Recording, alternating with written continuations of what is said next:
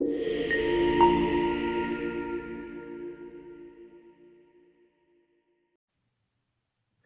ndër zërat bilbil të muzikës popullore shqiptare, djali i Tiranës Rik Buneçi ka mbyllur sytë për gjithmonë në moshën 18 vjeçare.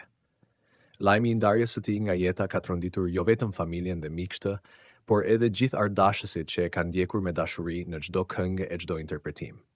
Për ata që patën fatin ta njihnin nga afër, Rik Buneçi nuk ishte vetëm një artist i jashtëzakonshëm, por edhe njeri me vlera të rralla, një qytetar model, mik i mirë, baba dhe gjysh shembullor.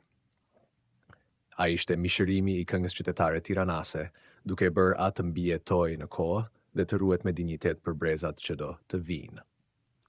Me largimin e tij, Tirana humbi një simbol të kulturës së saj, ndërsa kujtimet me të mbeten të pashlyeshme për të gjithë ata që, qoftë edhe një herë, patën rastin të dëgjonin tingujt e fizarmonikës dhe zërin e tij të ëmbël e të ndjerë.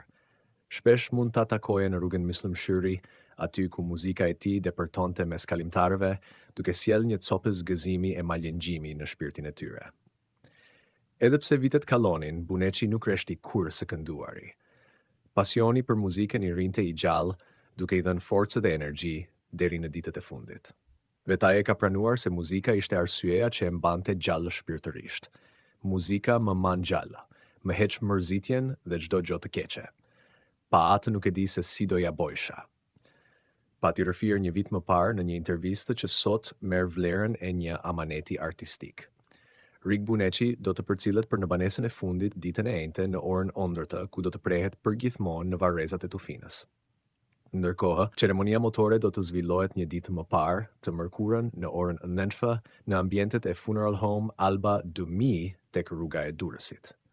Miq, kolegë dhe ardashës pritet të japin lamtumirën e fundit artistit që la një trashëgjimi të çmuar dhe të paharrueshme për muzikën qytetare shqiptare.